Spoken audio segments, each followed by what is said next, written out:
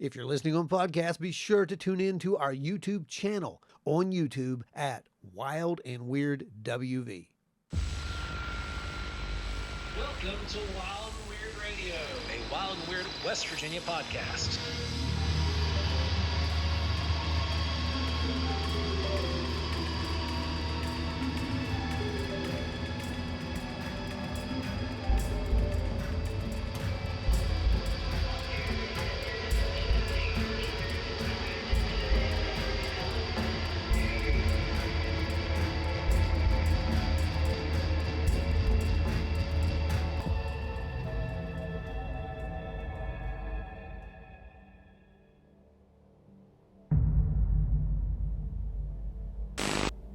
Jingle bells, jingle all the way to Wild and Weird Radio Holiday Special Edition, guys. How's everybody doing? Oh, come on. How are we doing? Seriously? How are we doing? Come on. We've got the always amazing Reverend Michael Cotter hanging out with us tonight doing the holiday special. Ron is extra jolly. For everybody who's listening to us out there in Radio Land, you're going to want to at least look at some of the advertising marketing because Ron is wearing his Santa hat. See, now I used to wear you think that's something, but believe it or not, I used to actually wear this when I worked retail to keep myself in the mood, because God knows, I know you all out there who work in retail, and bless every single one of you, it got you through. It really remember when we did it at the pet shop and I had that 6 foot long one? I got one coming, yeah. And if the folks, hopefully it's here in time. If so, then time travel. I will have had it on, and you would have got to see it last night on the live, because that's when it's supposed to be here. Jingle travel all the way, baby. Oh my Brandon God. Hey, man. has arrived. Check it. So we're just doing the updates. How you doing, man? The gang's here. Oh, I've been trying to decorate in here. That's what was taking me so long. Oh, gotcha. Oh, I see the Christmas lights. Look at you. They're extra festive. You've got your Christmas sweater. You're I've all got my green Grinch lights up. You're all lit up. That is fantastic. I think we've all, I think we're all in the right frame of mind. We're in the right mood. This one. That's right. Yeah. Joe, you can tell the Reverend, because he may have seen it, he may not have, and he's a busy man, but you got a very, very special present. I did, and he's currently upstairs, not under the tree, except for at night before the kids go to bed. We put him under the tree, but otherwise we leave him from up high, so that way he isn't used as a bludgeoning device. Mm-hmm. But we finally have the cacatillo, which is the pooping log from Spain. Yes. And it is one of the coolest Christmas traditions. And it doesn't get any better than the cacatillo, because, when you're dealing with the holidays, there's nothing that can make it better than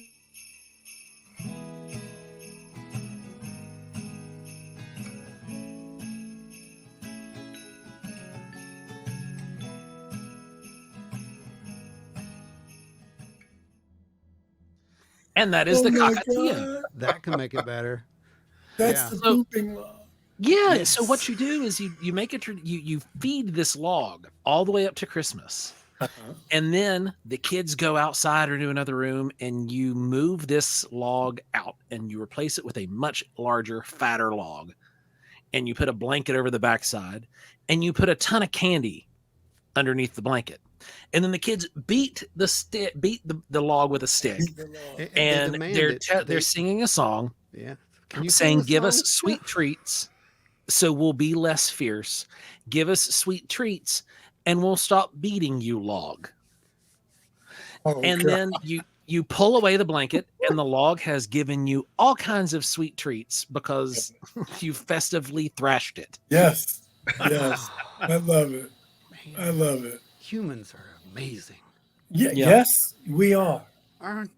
Just really, if you think about it, about it, some of the stuff we come up with. That we come up with. Yeah. And so that's the newest addition to our household, as well as Ron's, because Ron, you have one now too, correct? Yeah, I've got one. Yeah, I got us both one. But So it was fantastic. So that was great. I But love it. we had a Way better than wonderful- that elf on a shelf thing. Oh gosh, yeah. This is our mission. I think at this point, every holiday, we are going to make sure that this thing beats the elf on the shelf. I mean, Yes. that's just it. So yeah, that's gonna be great. We had an incredible show last week for you guys who didn't watch or didn't listen or tune in. I don't know why you didn't, but you need to. That was when the Reverend was with us, and that was War of the Gods. And boy, it has some incredible comments that were put up there on the live premiere of it Friday, and everybody loved this episode. Everybody loved this episode. It really made them think, Reverend. I mean, it really made Some them people think. from my a friend from my church who's probably listening now. She listened to it and she said it was wonderful. So I mean, we're doing our job. We touched it in the right way. Yeah. We Yeah. went about it in the exact right way. Yeah, we're being respectful to people's belief and just giving, another take, and they can run with it or not. Exactly. Put it on the Yeah. table. You don't have to, Yeah. you don't have to glue that puzzle together and take it home and frame it, but you got to at least put it together on the table. with its pieces. It's just hearing another perspective. Yeah, I think so too. Well, speaking of which, we have another great perspective tonight as we were going to delve back into the whole ancient astronaut lore, and we're going to look at some of these Christmas and holiday traditions in general, not just Christmas. And man, there's some definite correlations that you can see there, right? I mean, Yeah. I think so. Well, before now, we were talking about, before we came from backstage, we were talking about the Magi. And for me, what's so fascinating about them is, well, there's a lot, but they're coming from the East. Now, it's kind of, there's some ambiguity there because we don't know whether they were traveling East or they came from the East. But what it does is that because of them, and it sounds almost like Buddhists, they were not Jewish. Right. So, you know what I mean? They were not Jewish. So it gives kind of an international flavor to this story. Now, we know by the time we get to the New Testament, Christianity is flourishing, and it's more of an international, when you get to Acts and the epistles, we know it's an international kind of belief system. But they come on, and it's almost a Buddhist thing. They're looking for an enlightened being, which you see in the Buddhist tradition. They're looking for the bodhisattva, and they know that this being is born this night in this region. I'm sorry, Joe. Go on. No. And from historical accounts, you hear some conflicting things from where they traveled from. Yes, But they're often said traveled from the East. And historically speaking, it took about 3 years for their travel.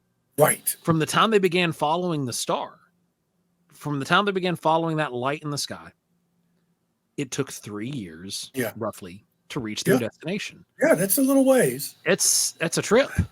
So you would assume, It's a trip. you're clearly not in the Middle East, because this isn't Moses walking around the same mountain for 40 years. Right. This And is so, they're coming following in, a star. and there's some astrology involved, obviously, and we think the star was a ship, because a ship, a star doesn't stop over mangers and shines a light on, and if it did, we'd have tsunamis and it would be a hot mess. Gravity know, would mess Michael. up gravity really bad. buddy, I don't Oh know. my I've God. seen so many pictures of this giant planet that everyone's taking pictures of all the time, and that's Oh yeah.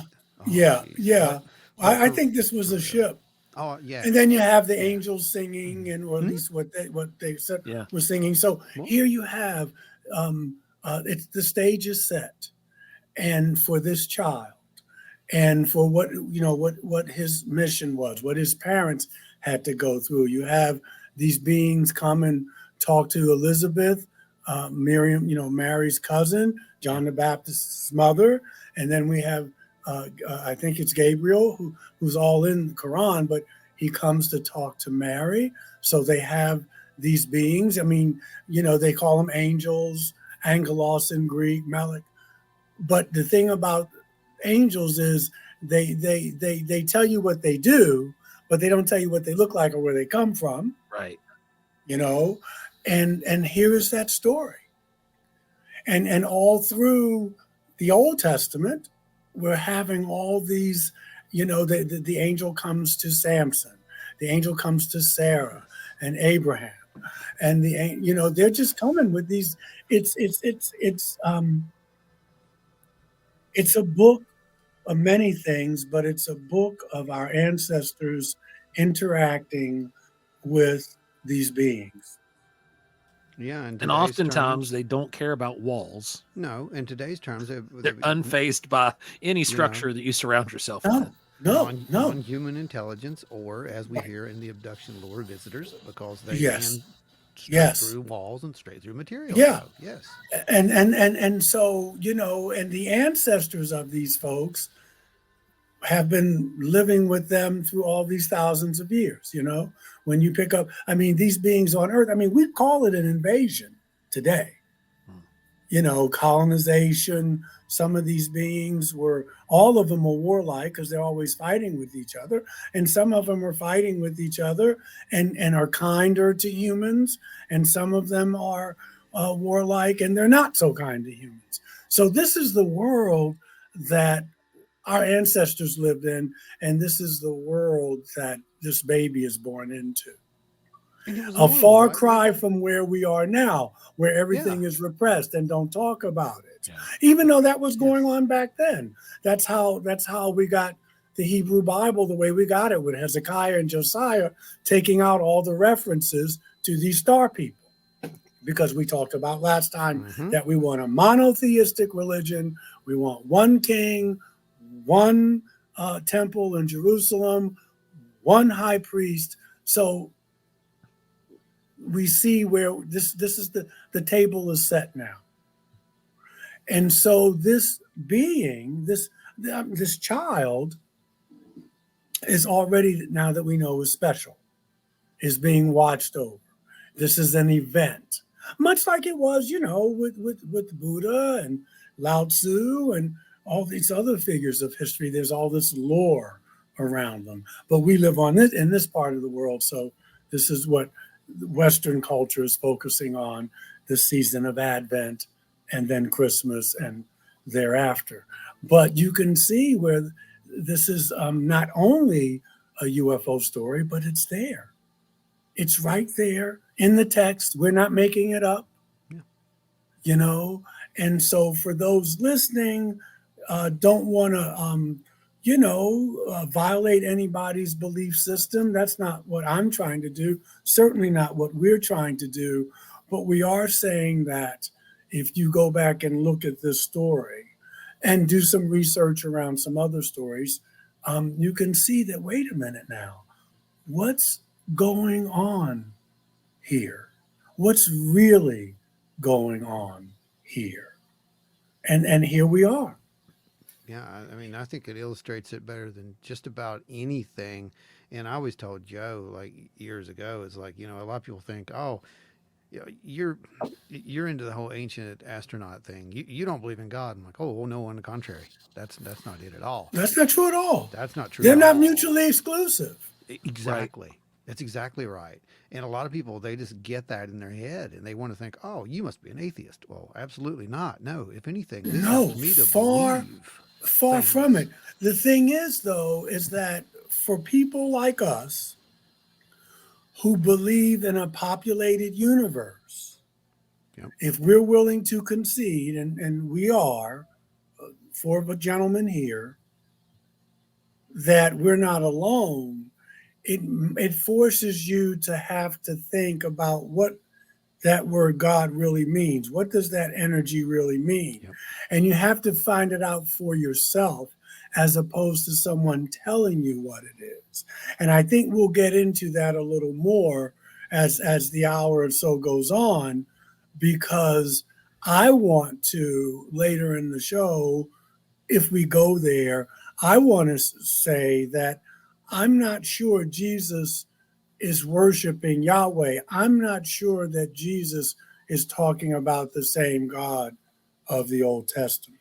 Right. And We I can touched a there's little bit on some that I can point out Yeah. some verses and stuff. Yeah, But definitely. yeah. And there's Yeah. that is a stance that a lot of theologians wound up traveling down eventually. The longer they're in it, they travel that road and they study that, and we'll probably have some time to get there. But Is this as with what Ron polarizing? was saying, in regards to what Ron was saying, what you were saying as well, from my position where I'm at, being, I was a former minister and still kind of like I help people and things like that. You still are, minister. Yeah, I believe in the Creator God. You still are. Right. Yeah. But I believe in the once you're there, you're always there. Yeah.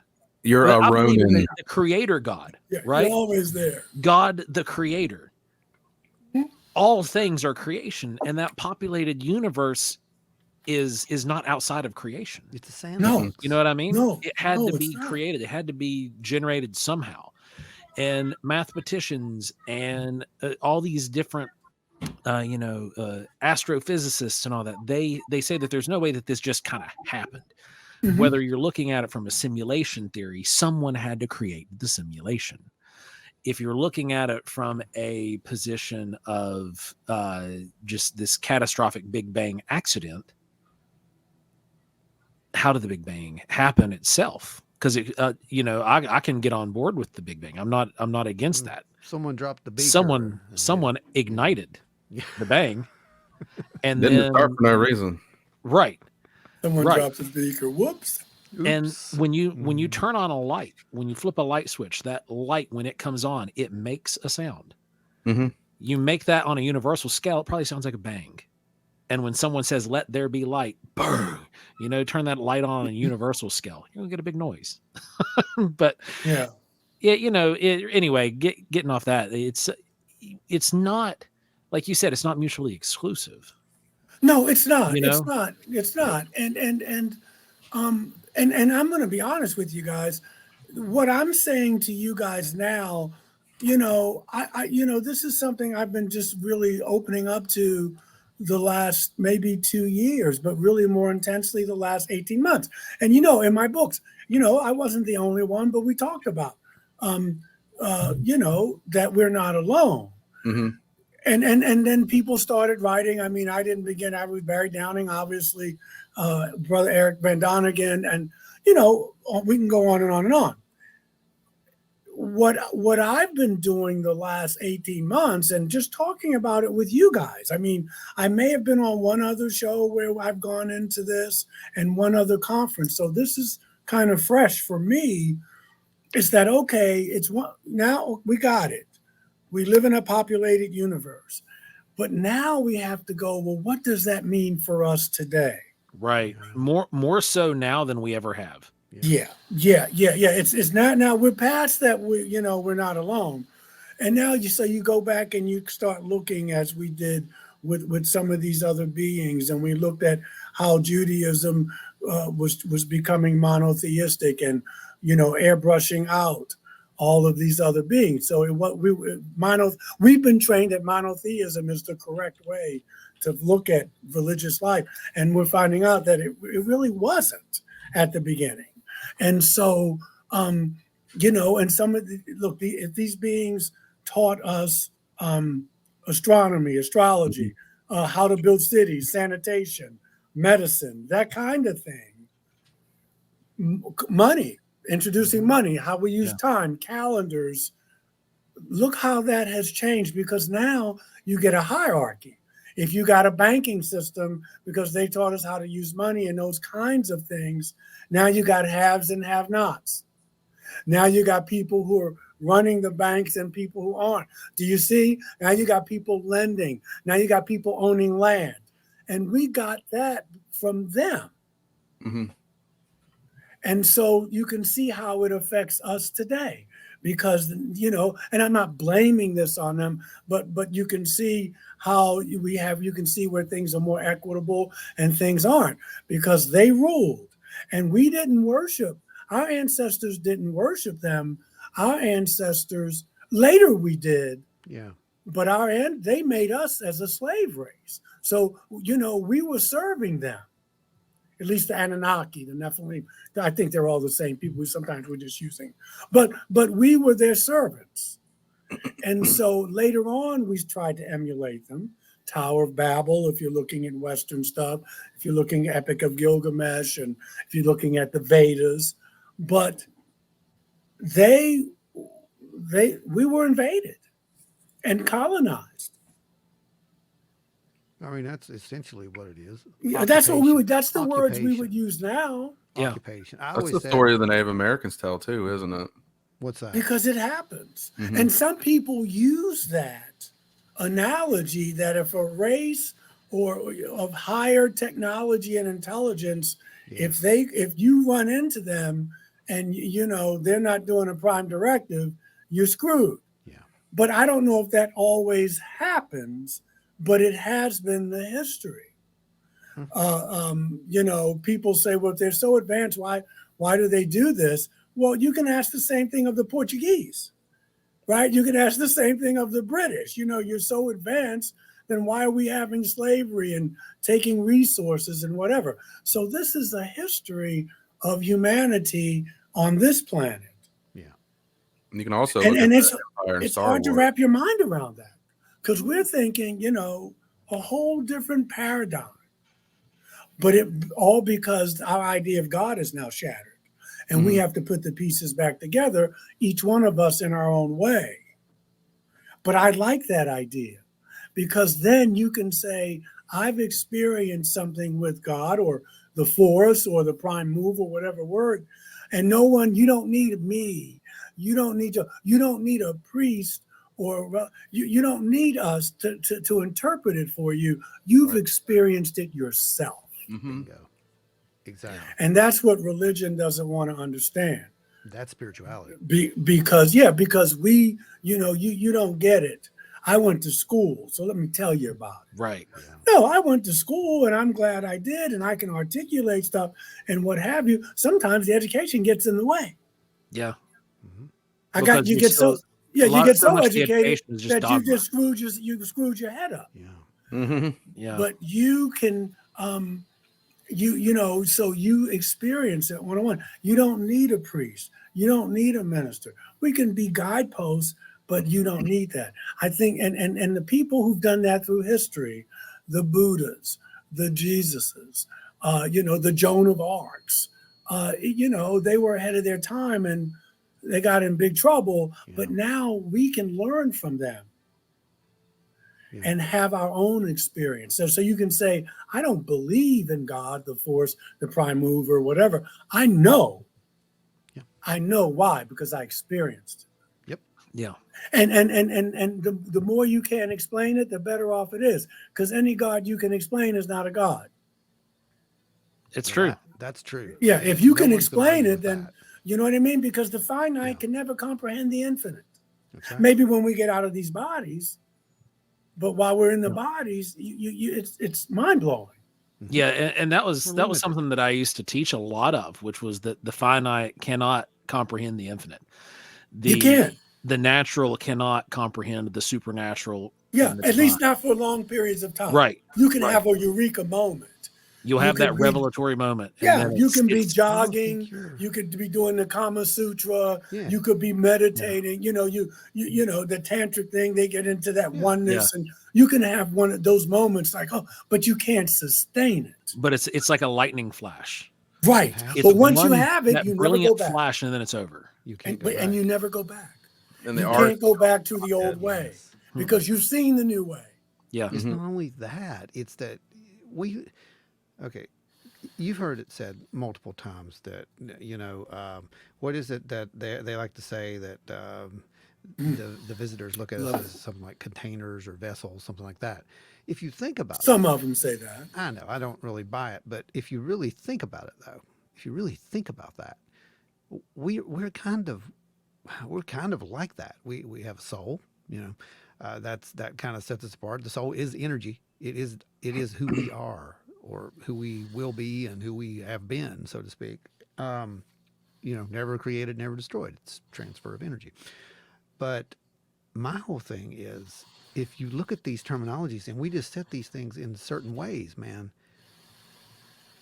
I don't know why people are fighting, because it's right there. Like you said, it's in different terms. It's terminology. Right? I mean, is that just me?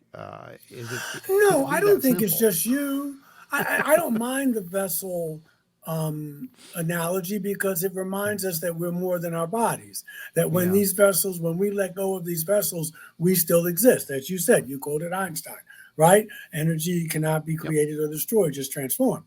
But I think that um, you know what we're talking about. I think if you really think about it, it's really mind blowing, and it's difficult to accept. Yes. You know that Michael. So you're saying that extraterrestrials came and conquered this planet and took it over, and this is what our ancestors. I mean, that's far out. Yeah. But when you look at the narratives, whether they're in Ghana, Nigeria, in the Viking land, or whatever, they're all talking about it. They're telling the same stories. Yeah. And so it's something to sit with. If I hadn't been an experiencer, I wonder if I would have accepted it, I would because I wasn't probably. accepting it. I mean, I went from a really fundamentalistic worldview, very conservative. There was the save and not save, Hmm. and Yeah. I went there, but it didn't work for me anymore. And then I was having these experiences. So, but I'm wondering, and it's just speculation. Suppose I wasn't opened up. Maybe I do know the answer, because I was moving away from that before they came. But you get Right. my drift. And so it's really, really hard to let this in. You have people in our government who won't let it in. There's a lot of people in Congress and in higher echelons of our government who say these beings, first they didn't exist at all. Right. Now they exist, and they're demons. Yeah. So it's progress that I believe in them now, not in them, but I can't make, now they're bad. Yeah. So it takes away your worldview. And Mhm. I get it why people don't want to let it in. It's intense, It is because intense. everything that we've been taught. You're getting this mixed bag of information. You Yeah. have one side, like you were saying, who is going the demon route.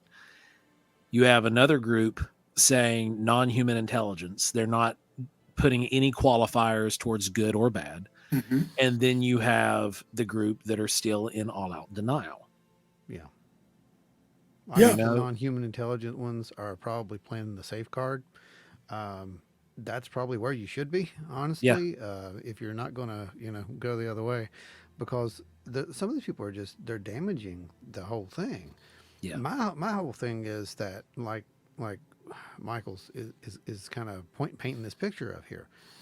We could be part of something so much bigger than what we are. And like kind of what I was saying, like we have this limited, we're in this body, we have this brain, that's it right here. This is all that we can process. This is all that we can deal with.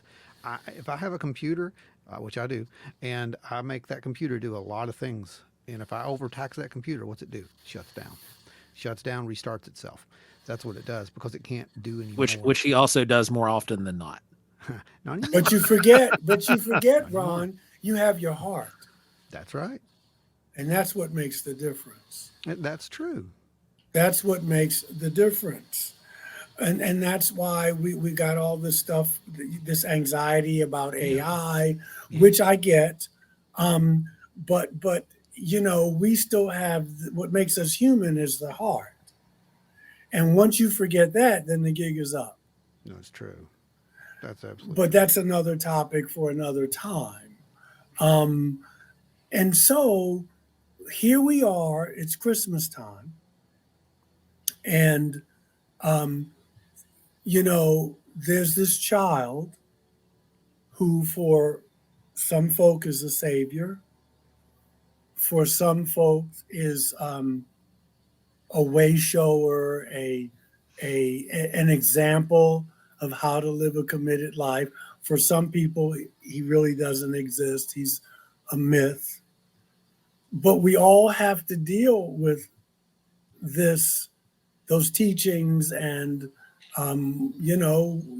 if you're Jewish in America, you don't celebrate Christmas, but you need to know about Christmas because you're surrounded by it, right? Yeah. If you're an atheist in America and you don't believe in Easter, or, we've all got to deal with stuff because we don't live on an island by ourselves. We all have to interact, and that's the message. It's the message of this season for me, is that this individual, who I think was a hybrid, but even if he wasn't, has given us, and there were people before him, Buddha, 500 years, so they're teachers before, but has given us kind of like a blueprint of how we can negotiate and navigate the times that we live in, because he lived in hard times. Yeah. He lived in an empire like we live in now. They are otherworldly teachings. He says that in John, but but they're doable. Right. They're doable. Mm-hmm. Yeah. They're doable. And so there's an example of how to live, of how to love, of how to, I look at a cross and I look at it like, this part of the cross is my relationship with all that is, my God, if you will, or the universe. And I look at this, the horizontal, and I look at how I deal with my fellow human beings, how I deal with sentient beings, how I deal with the planet. That's why, and if you draw a circle around that cross, now you got what? You got the medicine wheel of Native Americans. So it's all about the symbolism. Yeah. But I'm going through this for people who are listening, and again, just to remind them, these are high holy days coming up. We just left, Hanukkah. And, we're going into the Christmas season and the solstice, which is really the reason for the season, because this predates all of it. True.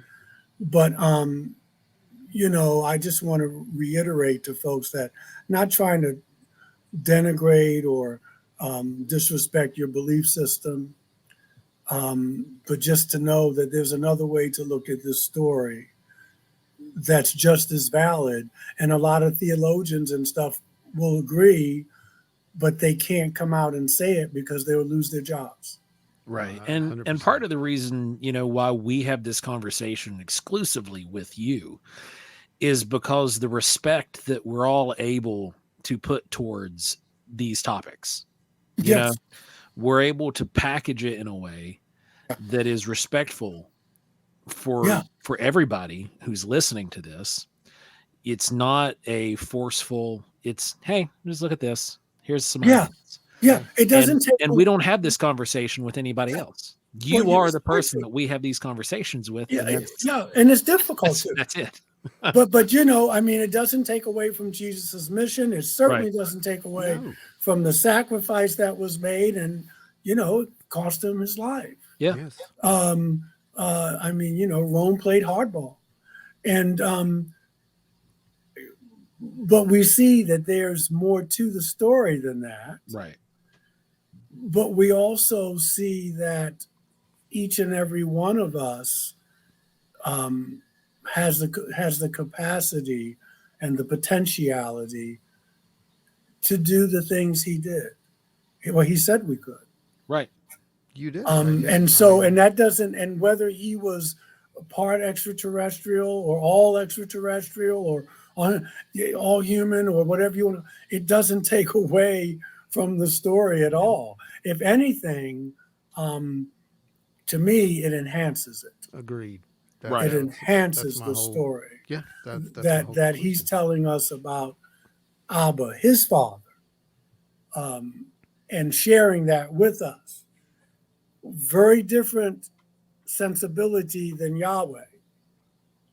And Yahweh, I don't think Jesus was talking about Yahweh at all when he's talking about the Father that he loves and that loves us or loves him, you know.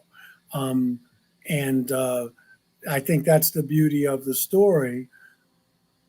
But I think a lot of the troubles that we have in the world today are because of, you know, greed and lust and all the usual suspects. But because if your God is saying these are my people and these are not, and if your God commits genocide, and then if you worship that God, then you have to justify that. You have to justify an eye for an eye. You have to justify.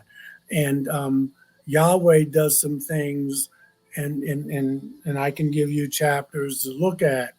That's, you know, that's not who Jesus was talking about. Yeah. It can't be.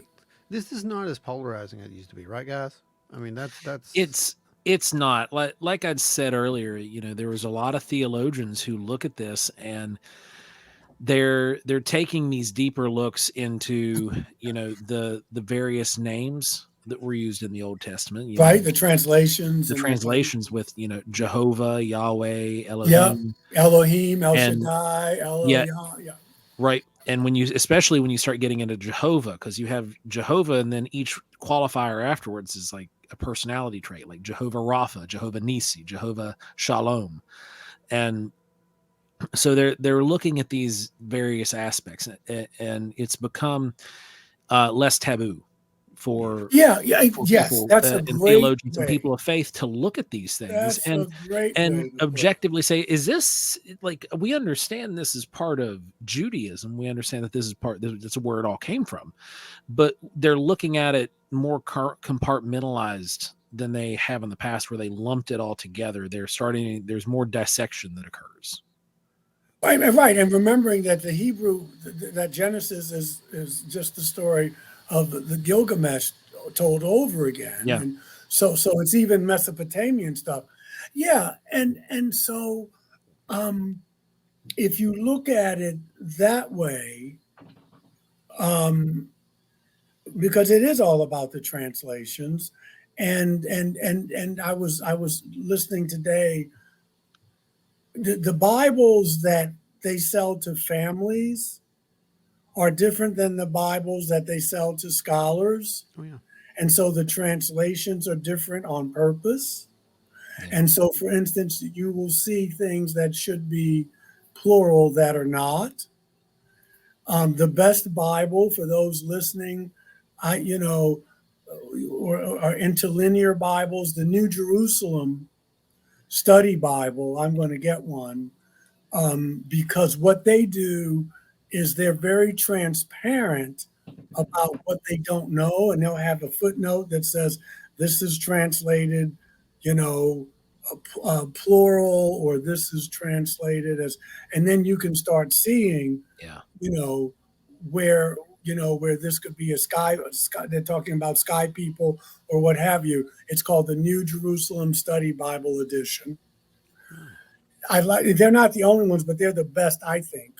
You get an interlinear Bible if you want, but whereas the other Bibles, like I got a Greek Hebrew Bible here, and but they put Lord in where other Bibles would put, you know, where my Tanakh would put Yahweh. Yeah. Or they would put or God. Yeah, I've seen that in a few of the translations that I've got here at the house as well. Different study Bibles and different. Yeah, but in the Hebrew it would be Elohim. It would be plural. And Yahweh is one of the Elohim. I want to give Yahweh a little bit of slack, not much, because when you go to Deuteronomy 32, when Elyon in the Hebrew, but they call it the Lord there, when they're giving out land, Yahweh gets Palestine. But remember, Yahweh doesn't get any land, he gets the people. That's why the people have to fight to take other people's lands. Yeah. Yahweh doesn't get any land. And so Yahweh is not the God of all the Jewish people, because remember, they're fighting among themselves. Yahweh gets the house of Jacob. He doesn't get the whole house like of Abraham. So, these, and they're right, these things are right there with the translations, but even without the translations, when we look at what's the brother's name? Enoch. Yeah. Okay. Now, Enoch is writing from a perspective that these 200 angels were fallen. Okay. And they came down and they took wives. They said, boy, these women are fine. And they carried on. And they taught, they taught astrology, astronomy, cosmetics, so you could look good, taught you how to make weapons, these certain things. Now, he's saying they were fallen. So there's a theology there. And he's saying God, whom I'm thinking this is a captain of a ship. This is not the all omniscient, omnipresent. I don't see that there because what does God? It's very finite. Like it's almost like he's speaking about finite individuals. Yeah, what does he need with a spaceship? If you're God, what do you need a ship for? Right. But so I'm That's looking Captain at Kirk, it. right? I'm looking at it. You just quoted Captain Kirk. These are some people who are like on shore leave. Yeah. Right, and they come into port, and they're getting drunk and they're fraternizing with the enemy. Now, the person who Enoch is calling God may be saying, you're not supposed to go native. That's not what we're here for. Yeah. We're here for strategic purposes. And they went into this zone and started marrying and making kids and teaching stuff. And that was a no-no. But that's a very different perspective than they're fallen and they're evil and they're bad. Now, I'm not saying there weren't some who were, and we talk about those. You see those. Yeah. But these beings, look what they gave. Look what they gave. Because with what you just said there's distinctions that are made. Yes. With some of these ones that are like, these Azazel, we don't like him. And, right. But there's other ones that are like, oh, and then he taught this, and he taught this, he taught this. Yeah, it's almost like they're presenting it in like, we like this guy. Elaborate on that a little bit. Well, Azazel is one of the names mentioned. Enoch gives some of the names of some of these folks, and he says there were two of them. And they, in Exodus they landed on Mount Hebron, and but he was saying that they took wives and they had kids, and that wasn't what the mission was about. It was about, like, let's say we went to Vietnam and we were there for a while and we got married, and you're not supposed to do that. That's not what we're here for. But they did. Tell my great uncle that. Literally, that they did. They were like, hey man, we're on shore leave. But then for some it was more than just shore leave. For some it was, let's see how this experiment works with these human beings. Yeah. And there's always that gray area there. Some of them they were all fighting each other, but some of them fought each other, but still had a soft spot for human beings. People, again, we bring up Asherah, who was really Ishtar, who was really Asheroth. And, she was Yahweh's consort, is the way they put it. But that's why Jeremiah is so upset when these people talk bad about Yahweh. They didn't want to be ruled by Yahweh. Yahweh wasn't a good ruler for them. They remembered her fondly. And that's why King Josiah, that's why they tore down every altar and everything to Asherah, because we don't want that. We're going to erase that. Yeah. If you look at the Vedas, if you look at the Upanishads, if you look at the Mesopotamian texts, they have no problem talking about female Elohim. Judaism is very male and it's very patriarchal. And really the only Elohim woman that we hear about is Asherah. But there were so many altars built to Asherah. Just look at Jeremiah. Look at just look in the Bible, because she was a friend to humanity, teaching us what plants were good for consciousness, what plants were poisonous, making beer, those types of things. Again, but look where that leaves us today, Ron. So I'm just saying, you see how people, it's hard to wrap your mind around that. And these civilizations, why would they make all this up? Why, usually you want to say, well, yeah, we discovered this, or we learned how to build these roads. But they're saying, no, these people came down here and taught us, and some of them looked bizarre, and some of them were frightening, and some of them looked like serpent people. And you're going, what? Yeah. And they're like, yeah, and then there was this blue dude. He was cool. What? But that's what happened. Yeah. Yeah. And it's all over the world. It's not just right. there. It's not just the Middle East. Like you see Look at these. Mesoamerica. How could they, without coming in contact with one another? Yeah. Yes. Look at the Popol Create- Vuh, Popol Vuh. Mesoamerica. Yes. Yep. Yeah. Mesoamerica. Yeah. There's a story in the great one. Popol Vuh that reminds me a little bit of the story of the Tower of Babel, because these beings are saying, oh, no, we can't. They're getting above themselves. Yeah. They're trying to build this rocket ship because it wasn't a building, and they said, no, we got to mess it up. We'll mess up their tongues, because they didn't want us to become like them. Yeah. They just wanted us to stay in our place. Well, in the Popol Vuh, there's a story where the gods are, we're too noisy, it's too many of us, we're multiplying. And so what they do is they fly over and they spray a mist on the earth, and it dumbs the people down. Now, I got to tell you, brother, that sounds like some stuff we're doing now. Say, They sprayed a mist. Sounds like chemtrails. Wow. Yes. Wow. Yes. Yes. It's in the Popol Vuh. That's the Mesoamerican. So they didn't want us. A lot of these folks didn't want us, they wanted us to be like we were in Eden. You're so stupid, you don't even know you don't have clothes on. I mean, it's everywhere, like you said. I mean, it's kind of hard to ignore that, isn't it? Well, it's hard to let in. It is. The brother Hayam Mashad, we talked about him, the Brigadier General, the Christmas time, December 8th, 2020. And he said that we've been in contact, Israel and America, we've been in contact with these beings for 70 plus years. If you do the math, that takes you right back to the Truman administration. It does. And we know why that's important. And that there's a council, there's a galactic federation.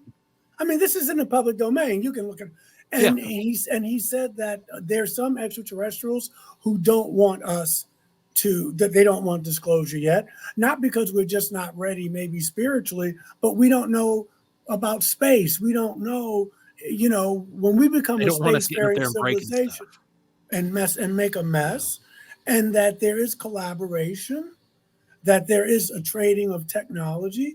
He said this, and they didn't medicate him. They didn't lock him up. They just let it hang out there. Yeah. Because think of this way. Even if you don't have kids of your own, if you have ever been around a toddler, you have followed this kid around going, no, don't touch that. No, go that way. And then when they start going that way, they're like, no. Imagine humans being the toddlers in space. We are. They probably, you've seen the meme, they lock their doors when they lock their doors when they go, is that Earth? Lock your door. Lock your door. There. Stay away from there. You know the legends of that place. Don't bring them on board. Jeez. Yeah. So we have Edgar Mitchell talking about it. They didn't lock him up. Paul Hellyer, right? David Grush, Elizondo. They're the whistleblowers now. You name it. All these people, the very same people who were lying to us, have now switched. And that's fine. I have no problem with that. But here we are, And it's almost the same thing that we talked about with King Hezekiah and his grandson Josiah. We're going to airbrush the whole history that we're going to make. We're alone. There are no other gods. Yeah. And we need to keep that repressed. And the same thing even happened in Egypt. Yeah, all over. You know, it happened in all these other religions as well, where you saw a polytheistic culture. All of a sudden, they would get a leader who would say, okay, we are now monotheistic. Yeah. And begin switching everything over. You Right, saw that because of across. greed. Yeah, because it's just easier to govern. Yeah. It's easier to govern you. We don't want any trouble. You just do what we ask you to do. And so here you have it. So then we go back to when Jesus comes along and he's talking something else. If you look in John 8, he's arguing with some people, and they're saying, you don't know anything about us. We're children of Abraham. You know, you don't know what. And he says, well, if you knew I'm from God, why don't you understand me? Why don't you listen to me? If you really knew about God, he said, but you say your father is Abraham.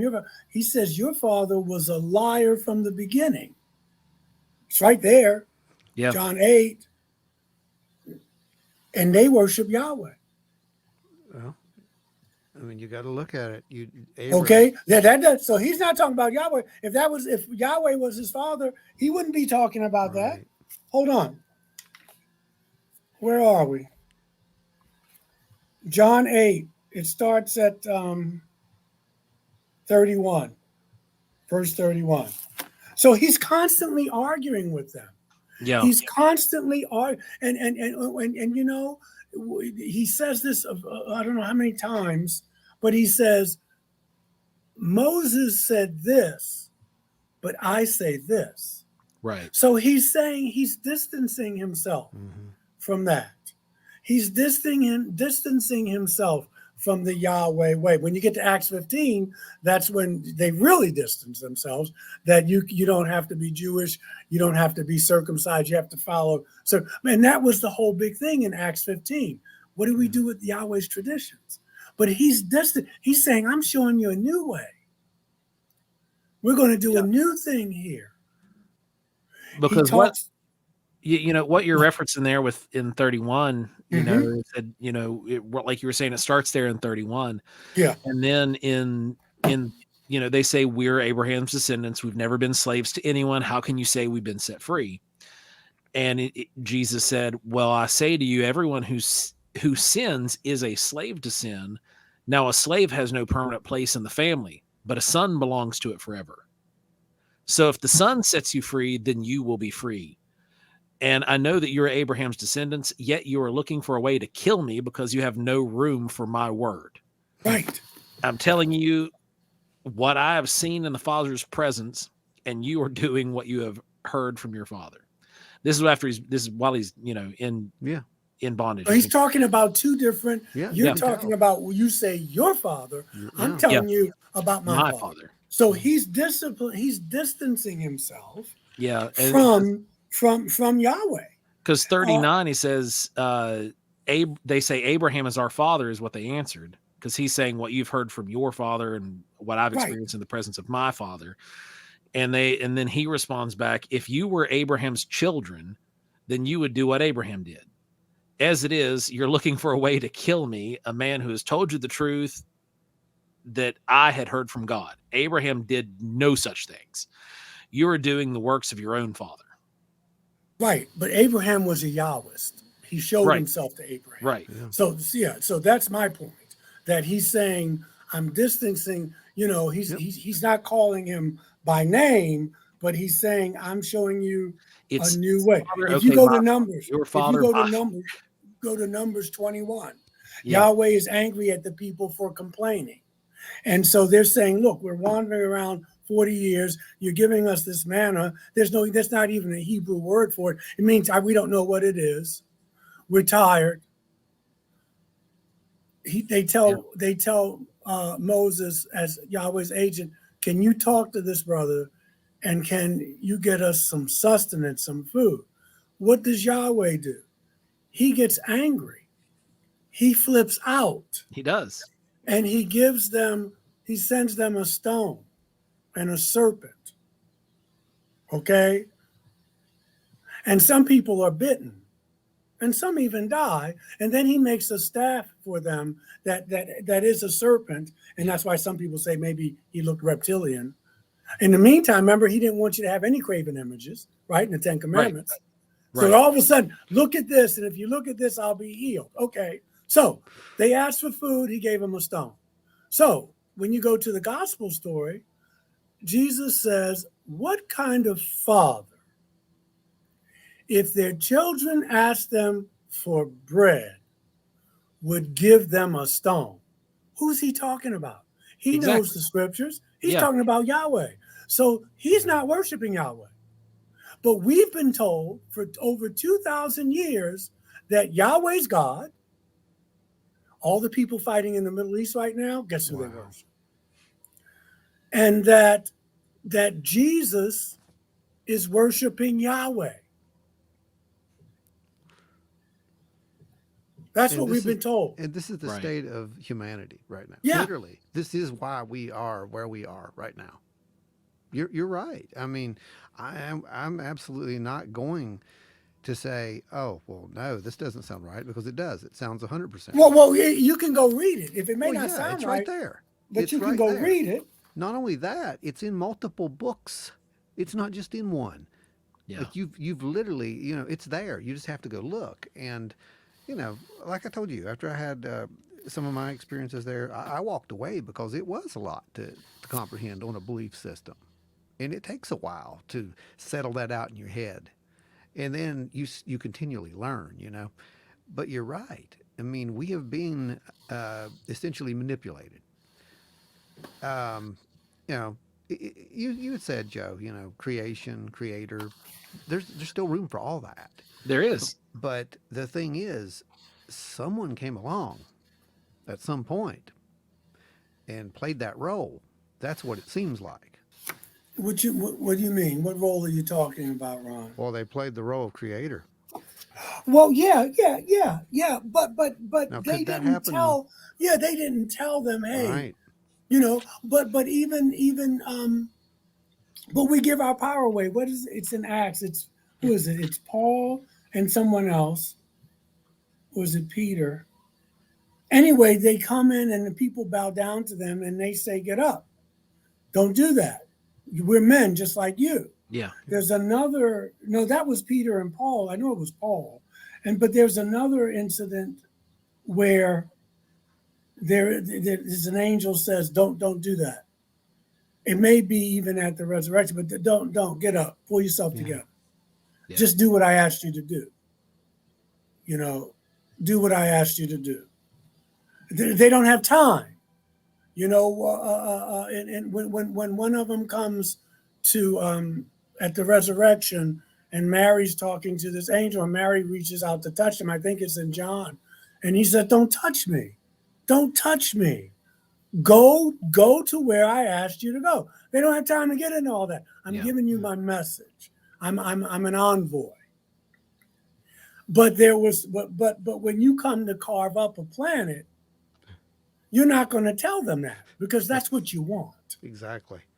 And that's what I'm saying. So this is the thing we were talking about for the past 3 weeks, the whole ontological shock thing. Could that happen again? If it does, can we expect humans to... It's already happened, Joe. I mean, Ron, it's already happened. There you go. See, I mean, if we listen to Brother Ashad, these beings are already here. They're already talking to them. So when we get angry that the government is not transparent as we like, because we think decisions are being made at this level, but it's actually another level that may be non-human intelligence telling them what to do.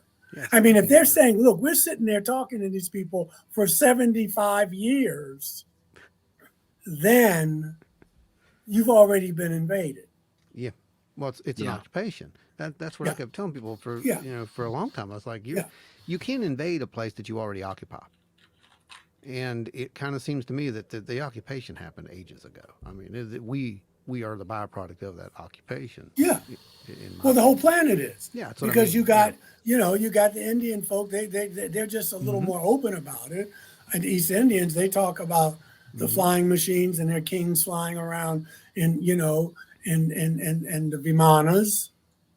Exactly. They talk about that. The indigenous folk talk about that. Yes. Of every planet. I mean, of every culture. Yeah. The Celtics talk about it. They have their So here we are. Yes, it's Cornelius and Peter. But here we are. Thank you, Joe. So here we are. And and if you look at that, for them to bow down at their feet, they must have thought they were gods, which means that some of them must have looked very much like us. All of them weren't serpent-looking or blonde, blue-eyed, but some of them may have been. And also the statement from Hebrews, to make sure you treat people the way they need to be treated, because you may be entertaining angels unaware. Well, that's another way of saying some of these beings are here, and they could look just like us, and you don't know it. So it's right there, but we weren't taught to look at it that way. Yeah. Well, it's 100%. I mean, and some people, I'm not saying they did it on purpose. I know a lot of it goes back to we're taught from a pulpit usually, and we're not taught the sociology or the anthropology. We're just, unless you go to school or unless you submit yourself to a teaching. And even then you can't go too far out. Right. Like you can now with Göbekli Tepe and all that. You couldn't do that. You lose your livelihood. Yeah. Yep. And a lot of ministers don't talk about this now. Now I'm in an open denomination. I mean, I don't report to a bishop and all that. Sure. But I got to tell you, as I wasn't raised Catholic, and I'm not big on all the theology, even though I love the ritual and whatever. The point I'm trying to make is Catholicism is really the only religion in the West that's talking about this. Yeah. Okay. They talk about it. Since Benedict did the thing in 2009, talking about would you baptize a star person, talking about that they're our brothers and sisters, trying to prepare you for the genetic thing, because they're enough like us that they can recreate I mean, the Catholic Church is the only denomination in the West that's taking this seriously with all its flaws. So I'm not saying it's not right. That's talking about the possibility. Now, I know some Protestant people who are saying the Catholic Church is screwed up and they're the devil and they're preparing us for an extraterrestrial savior.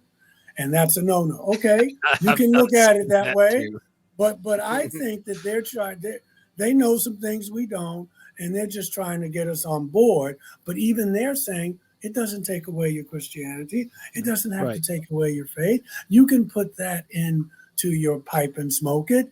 You can have a populated universe and still be a Christian, or you can be a Catholic Christian or Muslim. You can do that. You just got to shift some things around, and you got to think about, what does it mean? What does God mean?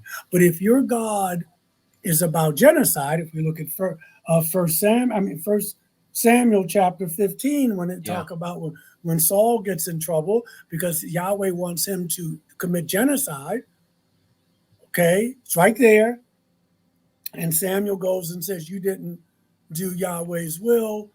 I wanted you to kill men, women, children, the donkeys, the goats, everybody. All of it. And he didn't do it. And then Samuel, who probably needs some type of psychiatric help, takes the king and kills him in front of Yahweh for Yahweh. then if your God will do that, then you'll do it. Yeah. If it's okay for your God, we're talking about what's going on in Palestine now, and the West Bank and Gaza, and we're saying that's genocide, right? And we should never do that, right? That's what humanity's saying, but yet Yahweh did it, and that was okay. Right. Perspectives. That's brother. okay. Perspectives. That's okay. Same thing. Yep. Wipe out everything. Yep. I don't want to see a roach. Yeah. And so here we are. And I just on Christmas, a few days before Christmas, and so I just say to the listeners, you can call me, talk bad about my mother, whatever you want to do, but I'm not making it up. It's right there, and you can look at it in any translation you want. But if you say I am a follower of the teachings of Jesus, I'm not even saying you're calling yourself a Christian, because he wasn't a Christian. Christianity didn't come so much later, as we know it. Yeah. You can't justify those things that he's doing. Yeah, because back then it was just called the way. You can't. Yeah.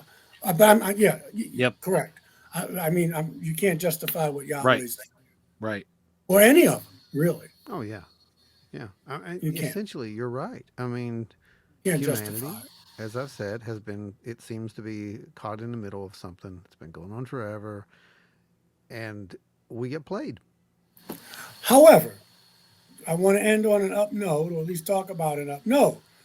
You got to remember, hold on, that humanity, they fire Yahweh. Now, he goes behind the scenes.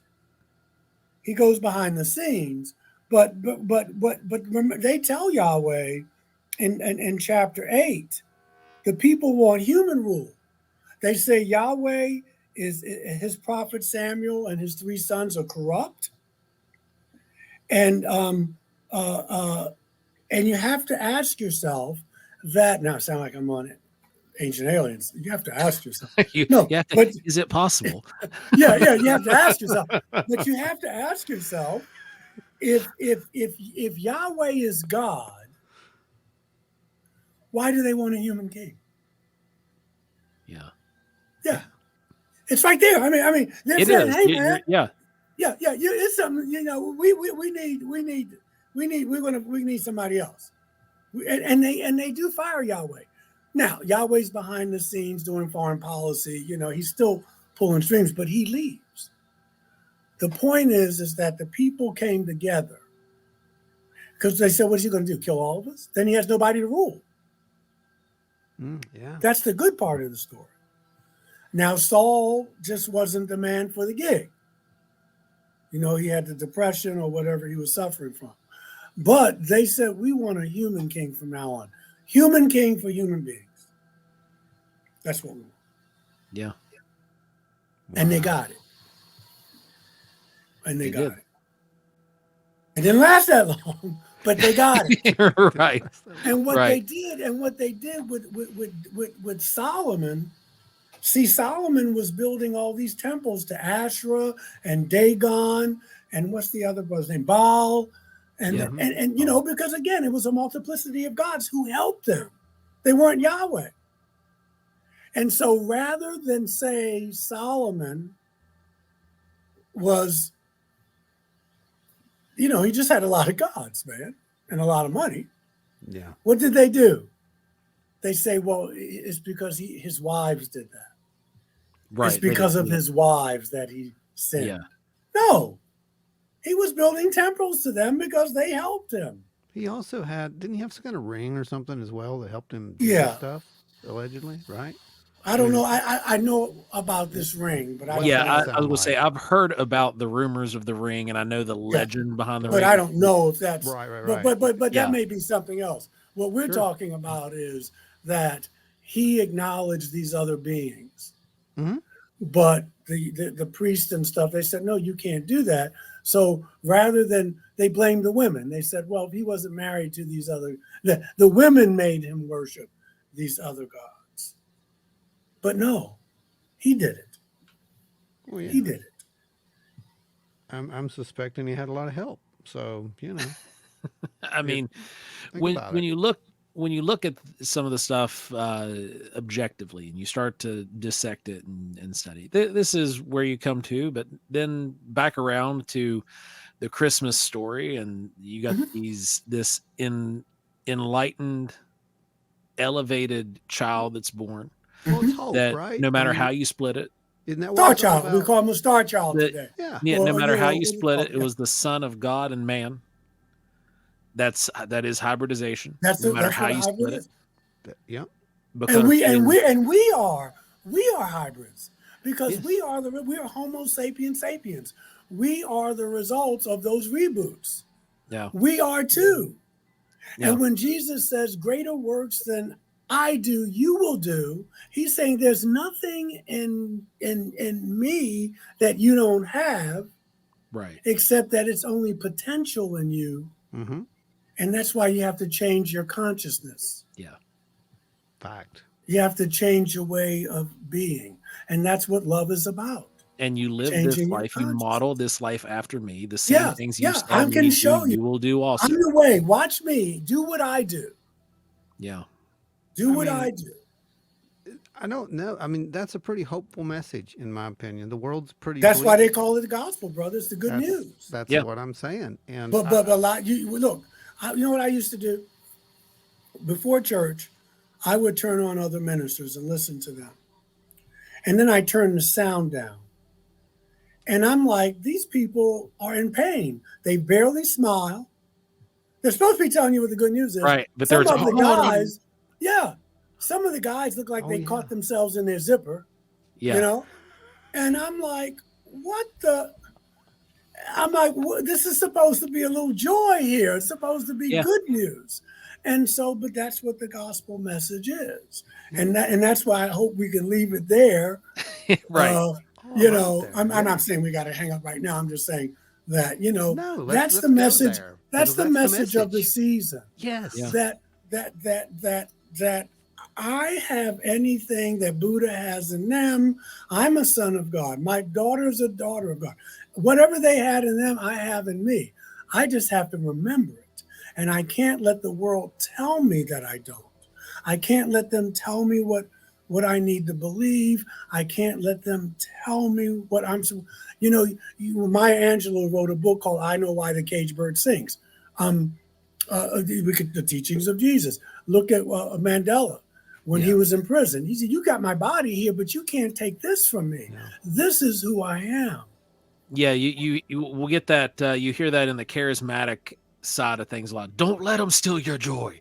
You can't No, let them steal your joy. you know, can't, it's the because truth. once they got That's brother, fundamental to keep Yeah. to keeping yourself centered, to keep yourself focused. You can't let your joy go. Right. True. You're right, Joe. But Yeah. the thing is, a lot of us don't know who we are, so we don't have a center. Yeah, When I'm keeping you so Yeah. busy that That's you fact. can barely take a breath, that you got to pay your mortgage, you got to pay your rent, your child's on drugs, you can't Yeah. put the bottle down, your wife cheating on you. I mean, when it's a whole bunch of mess, and so I'm keeping you busy, you don't know who you are. That's fact. Or I'll keep Truth. you so busy that you know more about the Philadelphia Eagles than you know what your government's doing. Right.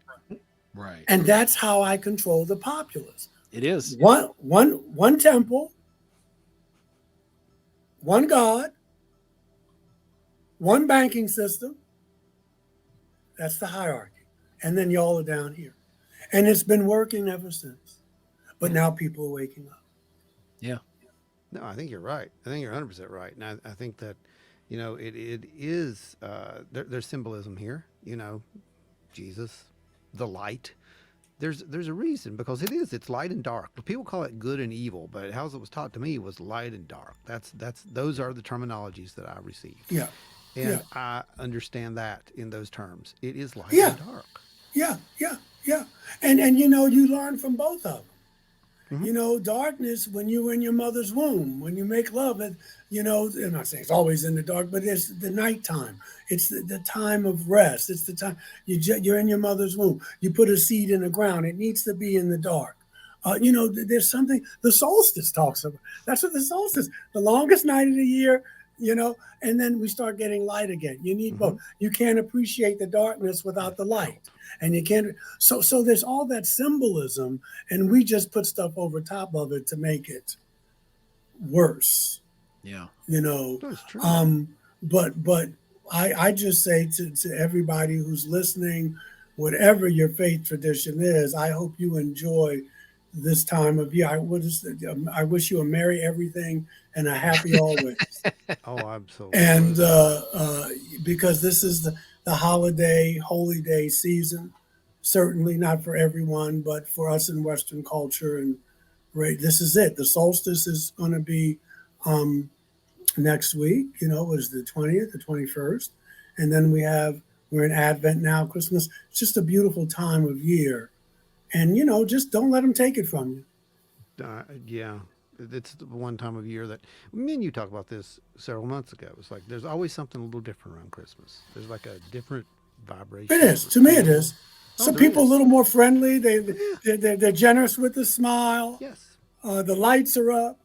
I like buying gifts and I like giving gifts.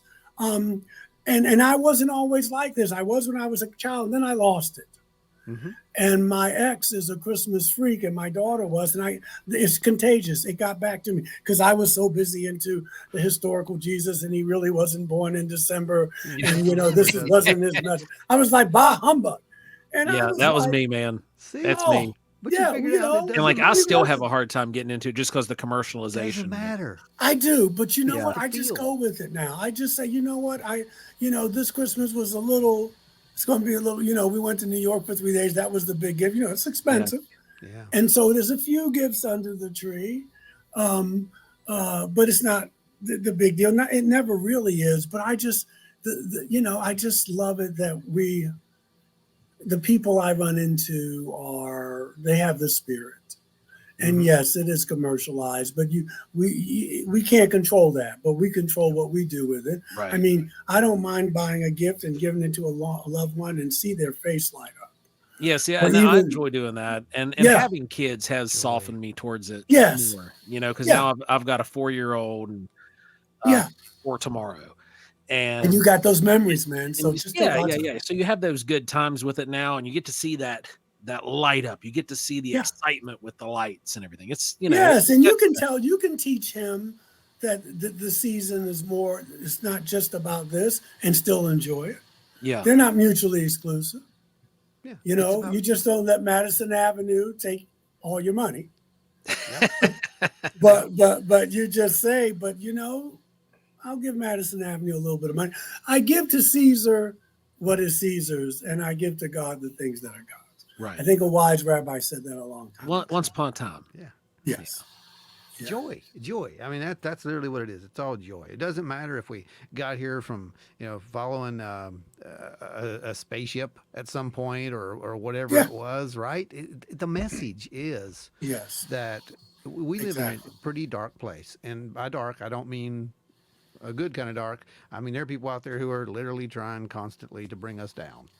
Right. And if there's at least 1 month out of an entire year that we can Yeah. all just sit down and chill And it's out. more than 1 month because there are wish. good people out there. You know what I Yes. mean? So Yes. so enjoy your Christmas, guys. Yeah.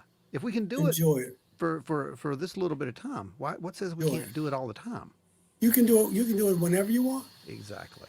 That's my point exactly. That's the message. I love the message. I mean, I hope everybody else did.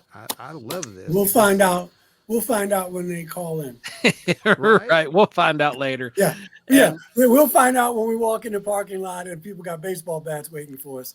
you Then go. we'll know that they like the I message. think it's okay. I mean, I think it is. I'm joking. I'm me joking. too. I think, Pocket full of stones like the those who have an ear to hear, let them hear. There you go. That's it. And I think that, like I said, it's a great time of year. You've got all that stuff there, for the people who really love the ancient astronaut theory. Look, you've got stars, you've got craft, you've got beings. I mean, we didn't even touch on it, but you've got elves. I mean, come on. What do you think an elf is? It flies. Come on. Santa, he's in a sleigh, for God's sake. He's flying around. Come on. You know what that is. Let's be real. It's all around us. You just got to drink the cup of eggnog and be done with it, guys. You can't escape it anymore.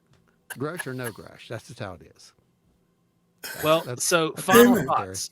Amen. Final thoughts, everybody, real quick. We got a few minutes left. Final thoughts. Ron, you're up. I think that's it. I think that my final thought is that we just need to be better people. 24 is coming up. I think we need to be better. I think we can be better. And I think Michael has shown us there's a lot of us now who are kind of raising that awareness to that point. It used to sound like a bunch of hippy dippy new age stuff. It's not, guys. It's real. And all it comes down to is basically just, raising your consciousness, thinking about other people, having a little bit of empathy, and being a good person. That's how you change the world. Joe. Brandon, you next. Well, the last 2 episodes, I have to say, have made me think a lot. And just when I think I'm starting to come to grips with all of that again, he just blows me apart. So That's a good thing. That's a good thing. That's why I've not been talking much this episode. I've been listening and just thinking, and I have my Bible app open on the other screen. I'm scrolling around. You fact checking, Brandon? Are you fact checking? No, I'm just what else? Let me think. What else connects to that? There's a lot. A few in the chat here, and we were keeping up with what Rev Michael was throwing out too, and grabbing those and getting the references out. So, anything else? Not for me. All right, Reverend Michael, you're up. Well, I'm going to be shameless. I have a new book that just came out December 3rd. It's a book of sermons called Enlightenment. I forgot to bring it up. It's on, it's a hardcover and Kindle, and it's on Amazon and Barnes and Nobles. And again, 'tis the season. I'm just saying, hug your loved ones a little tighter, give them a kiss. If there's someone you need to make up with, do that. Don't hold a grudge going into the new year. Tell somebody you love them. Tell them again. Tell them again. Get out, look at nature. Just live, because this is the time you got. And if not now, when? That's fantastic. So, guys, this is the wrap up of our 4th holiday special. 4th holiday special, guys. And what that means is I'm not going to do the typical rundown. This is the 4th holiday special. Y'all already know how to find us. You know what all of our social medias are. You know what the email is. You know what to do when there's a sighting. So remember, 'tis the season to be jolly.